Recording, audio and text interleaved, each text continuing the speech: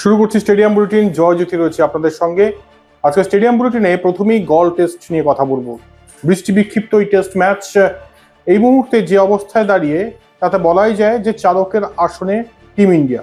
তবে বিষয়টা হচ্ছে চালকের আসনে তো বলে দিলাম, কিন্তু আবার যদি বৃষ্টি হানা দেয় এবং এই টেস্ট ম্যাচটা যদি কোনোভাবে ড্র হয়ে যায় তাহলে WTC ফাইনালে যাওয়ার আশাটাও কিন্তু ধীরে ধীরে ছাড়তে হবে। কারণ এই মুহূর্তের ইকুয়েশন, গতকাল বাংলাদেশ জিতেছে অস্ট্রেলিয়ার বিরুদ্ধে আমরা জানি, এই মুহূর্তের ইকুয়েশন 9টি টেস্ট ম্যাচের মধ্যে 7টিতে জিততে হবে শুভমান গিলদের।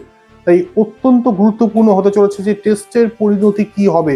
ভারত যদি জিততে না পারে তাহলে আখেরে লাভ যে বিরাট কিছু হবে তা কিন্তু নয়। তবে এই মুহূর্তে বলে রাখি, ভারতীয় দল 178 রানে এগিয়ে রয়েছে।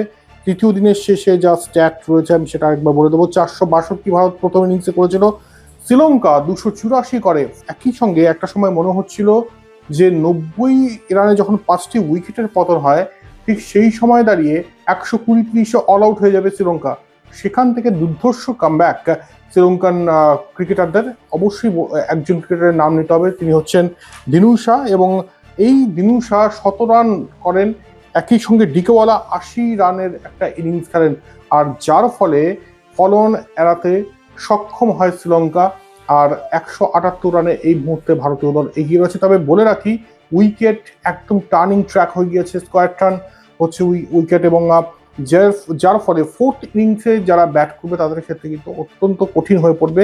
এবং বৃষ্টি না হলে যারা ফোর্থ ইনিংসে ব্যাটিং করবে তারা কিন্তু অনেকটা ব্যাকফুটে থেকেই নামবে, এটুকু বলাই যায়। তাই ওটাই বলবো যে আজকের ম্যাচের যদি main crux of the story বলতে হয় তাহলে বলতে হয় এটাই, যে শ্রীলঙ্কান এই দুই ব্যাটারের দুর্ধর্ষ লড়াই, দিনুশা এবং একই সঙ্গে ডিকেওয়ালা। অপরদিকে ভারতীয় বোলারদের কথা যদি বলি তাহলে মানভ সুথার এই বোলারের নাম নিতে হবে। দুর্ধর্ষ বোলিং করেছেন, 4টি উইকেট নিয়েছেন। রাজস্থানের এই বোলার বরাবর কিন্তু ইমপ্রেস করে যাচ্ছেন, ইম্প্যাক্ট ফেলছেন ম্যাচে। এর আগেও যখন আফগানিস্তানের বিরুদ্ধে টেস্ট ম্যাচ তিনি খেলেছিলেন সেখানেও একটা দুর্দান্ত রোল প্লে করেছেন। এবং সিনিয়র ক্রিকেটার রবীন্দ্র জাদেজা, তার মনটা খারাপ অনেকদিন ধরেই, কেন খারাপ সেটা বোঝা যাচ্ছে না। তবে এই রবীন্দ্র জাদেজা রেকর্ড করে ফেলেছেন, একটা রেকর্ড, তার মধ্যে অবশ্যই 350টি উইকেট টেস্ট ম্যাচে তিনি নিয়েছেন। এবং এই যে মাইল ফলকটা স্পর্শ করলেন সেটা অবশ্যই তাকে অক্সিজেন যোগাবে। আর অবশ্যই রবীন্দ্র জাদেজা ভারতের যে সেরা অলরাউন্ডারের তালিকা রয়েছে সেই তালিকায় অন্যতম একটি নাম বললে বোধহয় অত্যুক্তি হবে না। ভারতীয় ক্রিকেটের খবর তো বললাম, অবশ্যই আগামীকাল কোন দিকে ম্যাচ যায় সেদিকে আমাদের নজর থাকবে। ভারতীয় দল চাইবে যে একটা এমন একটা টার্গেট দিতে যেটা অ্যাচিভ করা অত্যন্ত কঠিন হয়ে পড়বে শ্রীলঙ্কার জন্য। এবং ভারতীয় বোলাররা বাকি যে ওয়েস্ট কাজটা সেটা যদি করতে পারে তাহলে এর থেকে ভালো আর কি হতে পারে। এরপর আসছি আরও একটা খবরে, সেটা হচ্ছে যে আইসল্যান্ড ক্রিকেট বোর্ড খোঁচা দিয়েছে এক্ষেত্রে ইংল্যান্ড ক্রিকেট বোর্ডকে। আমরা জানি গতকাল বাংলাদেশ পরাজিত করেছে অস্ট্রেলিয়াকে, এবং তারপর আইসল্যান্ড ক্রিকেট বোর্ড একটা ইনফো শেয়ার করেছে, মজার তথ্যটা শেয়ার করেছে এবং খোঁচাটা দিয়েছে ইংল্যান্ড ক্রিকেট বোর্ডকে।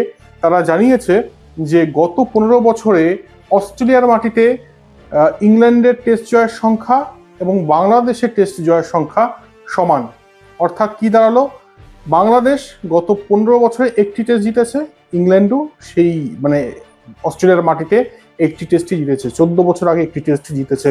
তাই এই ইনফোটা শেয়ার করে কিন্তু খোঁচা দিল এক্ষেত্রে আইসল্যান্ড ক্রিকেট বোর্ড। ইংল্যান্ড এর পরের অ্যাশেজে আশা করবো যে এই অস্ট্রেলিয়ার মাটিতে যখন অ্যাশেজ হবে, যেবার অ্যাশেজ হবে তখন কিন্তু এই উত্তরটা দেওয়ার চেষ্টা করবে, আশা রাখবো। এরপর অন্য খবর যেটা রয়েছে সেটা হচ্ছে যে ডুরান্ড কাপের কথা যদি বলি, মোহনবাগান আজকে শুরুটা দুর্দান্ত করে, জামশেদপুরের বিরুদ্ধে প্রথমেই একটি গোল করে মোহনবাগান। তবে ম্যাচের একদম শেষ পর্যন্ত যদি আমরা দেখি, নির্ধারিত সময় পর্যন্ত যদি দেখি তাহলে স্কোর লাইন হয় 1-1। যদি মধ্যবর্তী সময়ে মোহনবাগানের খেলা দেখি বা যারা দেখেছেন, একেবারেই কিন্তু মোহনবাগান সুলভ ফুটবল খেলা হয়নি আজকে।